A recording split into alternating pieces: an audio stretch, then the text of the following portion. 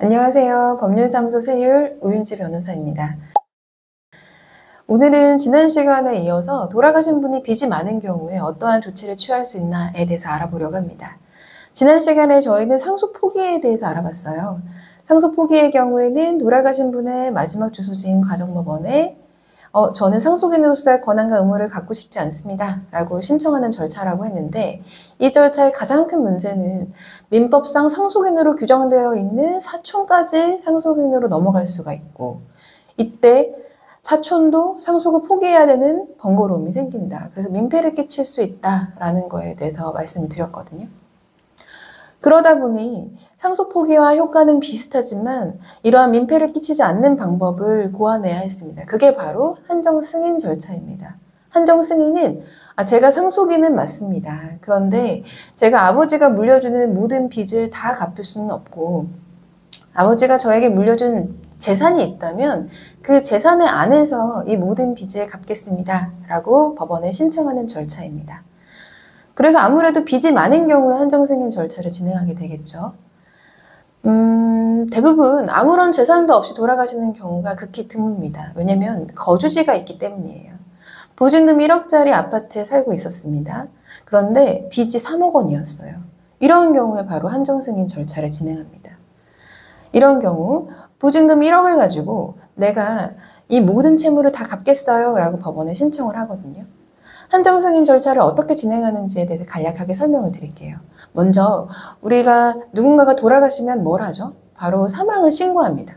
사망을 신고하고 나면 구청에서 이 상속인으로서 사망하신 분이 가지고 있는 재산이 무엇인지, 채무는 무엇인지에 대해서 조회할 수 있는 서비스가 있어요. 이거를 상속재산 조회 서비스라고 하는데, 반드시 상속재산 조회 서비스를 신청해서 돌아가신 분이 가지고 있던 재산이 무엇이었는지, 돌아가신 분이 가지고 있는 채무는 뭐였는지를 확인을 해봐야 합니다. 상속재산 조회 서비스를 통해서 상속인 내가 갚아야 될 채무가 얼마인지, 내가 갖게 될 재산이 얼마인지를 다 알았다면 이거를 기반으로 해서 법원에 한정승인 신고를 합니다. 한정승인 신고를 하는 법원은 돌아가신 분의 마지막 주소지 관할 가정법원이고, 이때 중요한 거, 사망을 안 날로부터 3개월 안에 반드시 신고를 해야 합니다. 사망을 안 날이라고 하는 것은 사실은 보통은 돌아가신 날 사망했다는 걸 알기 때문에 크게 의미가 없긴 한데, 그래도 굉장히 중요한 거예요. 왜냐면 뒤늦게 사망을 아는 경우들도 있거든요. 그때에도 돌아가신 날짜가 예를 들면 10월 1일이었고 내가 돌아가신 날짜를 알게 된 날이 10월 31일이었다면 10월 31일을 기준으로 해서 3개월이 진행이 된다라는 걸 알아두시면 좋습니다. 그런데 이제 이런 경우에도 우리가 보통은 안전을 기하기 위해서 되도록이면 돌아가신 날, 실제로 돌아가신 날을 기준으로 해서 3개월을 세서 그 안에는 법원에 들어가도록 하자라고 권유를 드려요. 되도록 안전하게 신청을 하는 게 중요하기 때문이죠.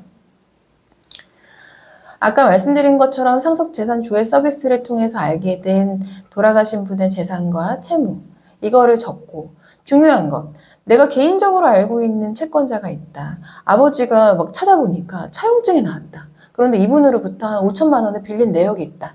그러면 이러한 채무들도 모두 다 상속재산 조회 서비스에 나오지 않았다고 해도 법원에 신청해서 넣어야 합니다.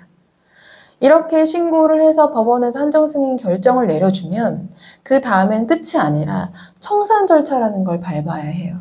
청산 절차를 밟기 위해서는 신문에 제가 상속인인데 한정승인 결정을 받았습니다. 그래서 아버지가 저에게 물려준 재산에서 채권자들에게 돈을 갚으려고 하니 이날까지 모여주세요 라는 공고 절차를 진행을 해야 하고, 공고에서 알렸던 기간이 도달하면 그 날짜에 청산 절차를 실제로 진행을 하게 됩니다.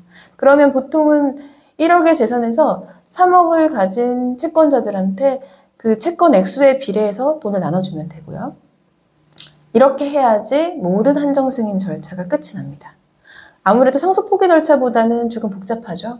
하지만 아까도 얘기한 것처럼 한정승인 절차의 경우에는 상속인으로서의 권한과 의무를 받아들이는 거기 때문에 다음 순위의 상속인으로 넘어가지 않는다는 큰 장점이 있습니다.